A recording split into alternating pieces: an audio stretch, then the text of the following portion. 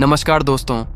आज Harare sports club के ऐतिहासिक और सुरम्य मैदान पर आईसीसी अंडर 19 विश्व कप 2026 का वह महान और निर्णायक फाइनल मुकाबला भारत और इंग्लैंड के बीच खेला गया, जिसका इंतजार पूरी दुनिया के क्रिकेट प्रेमियों को था। इस महामुकाबले की शुरुआत टॉस की प्रक्रिया के साथ हुई, जहां इंग्लैंड अंडर 19 के कप्तान थॉमस रेव ने टॉस जीता और फाइनल के दबाव को देखते हुए पहले बल्लेबाजी करने का एक अत्यंत साहसी निर्णय लिया ताकि वे भारत के सामने एक विशाल स्कोर खड़ा कर सकें। हरारे स्पोर्ट्स क्लब की ताजगी भरी सुबह और आईसीसी अंडर 19 विश्व कप 2026 के फाइनल का दबाव साफ तौर पर हवा में महसूस किया जा सकता था,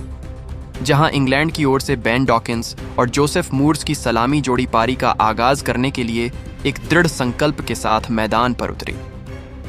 भारतीय कप्तान आयुष महात्रे ने गेंदबाजी की शुरुआत करने के लिए अपने सबसे भरोसेमंद तेज गेंदबाज हेनिल पटेल को चुना, जो एक ले ओवर में अपनी घातक स्विंग गेंदबाजी और नई गेंद की धार के साथ आक्रमण पर तैनात हुए और उन्होंने अपनी अंदर आती हुई गेंदों से इंग्लैंड के बल्लेबाजों को शुरुआत में काफी परेशान किया। इंग्लैंड की शुरुआत बहुत ही सदी हुई और अनुशासित रही, जहां दोनों बल्लेबाजों ने जोखिम लेने के बजाय विकेट बचाए रखने को प्राथमिकता दी। लेकिन भारत को पहली बड़ी और महत्वपूर्ण सफलता खेल के 12वें ओवर में मिली, जब दीपेश देवेंद्रन 12वें ओवर में दोबारा अपनी तेज रफ्तार और सटीक गेंदबाजी के साथ मोर्चे पर तैनात हुए। दीपेश ने अपनी चतुराई का परिचय देते हुए बन डॉकिंस को अपनी एक कड़क और तेज बाउंसर पर पूरी तरह झांसा दे दिया, जिससे बन डॉकिंस पुल शॉट खेलने के प्रयास में गेंद की अतिरिक्त गति को भांप नहीं सके और वह 45 गेंदों पर 32 रनों की एक जुझारू पारी खेलकर आउट हो गए। उनकी इस पारी में 4 शानदार चौके शामिल थे। हरारे स्पोर्ट्स क्लब के उस तपते हुए मैदान पर जब बेन डॉकिंस पवेलियन की राह पकड़ चुके थे, तो पूरे स्टेडियम में भारतीय समर्थकों का शोर गूंज रहा था। लेकिन इसी नाजुक मोड़ पर इंग्लैंड अंडर 19 टीम के कप्तान थॉमस रेव और अनुभवी बेन मेयस ने क्रीज पर कदम रखा और इंग्लैंड की पारी को बहुत ही सूझबूझ के साथ संभालना शुरू कर दिया। इन दोनों बल्लेबाजों ने भारतीय स्पिनरों के खिलाफ एक अत्यंत सोची समझी और सदी हुई रणनीति के तहत आक्रामक रुख अपनाना शुरू किया,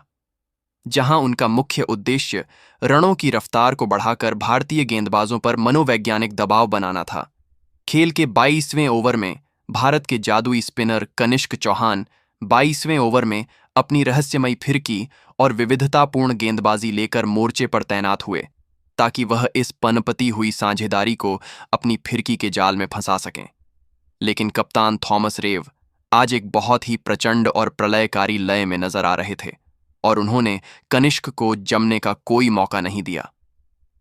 थॉमस रेव ने कनिष्क की जादुई गेंदों पर प्रलयकारी प्रहार करते हुए मैदान के हर कोने में रनों की भीषण बारिश कर दी और मात्र 55 गेंदों पर अपना एक अत्यंत शानदार और ऐतिहासिक अर्धशतक पूरा किया, जिसने भारतीय खेमे और कप्तान आयुष महात्रे के चेहरे पर चिंता की गहरी लहर पैदा कर दी थी।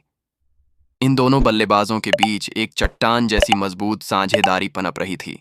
जो भारतीय टीम के विश्व विजेता बनने के सपने में एक बड़ी बाधा साबित हो रही थी। लेकिन खेल के 35वें ओवर में तेज गेंदबाज आरएस अमरीश 35वें ओवर में दोबारा अपनी आक्रामक गेंदबाजी का नया स्पेल शुरू करने और इस खतरनाक होती साझेदारी को जड़ से खत्म करने के लिए आक्रमण पर वापस बुलाए गए। अम्बरीश ने दबाव की इस घड़ी में अपनी पुरानी रणनीति को बदलते हुए एक अत्यंत सटीक और आग उगलती हुई यॉर्कर फेंकी, जिसने बेन मेयस के मजबूत डिफेंस को पूरी तरह से भेद दिया और उनके स्टंप्स की गिल्लियां बिखेर दी, जिससे बेन मेयस रक्षात्मक शॉट खेलने के प्रयास में 88 गेंदों पर 65 रनों की एक अत्यंत महत्वपूर्ण और लंबी पारी खेलकर आउट हो गए। उनकी इस जुझारू पारी में 7 कड़क चौके और एक गगनचुंबी शामिल था।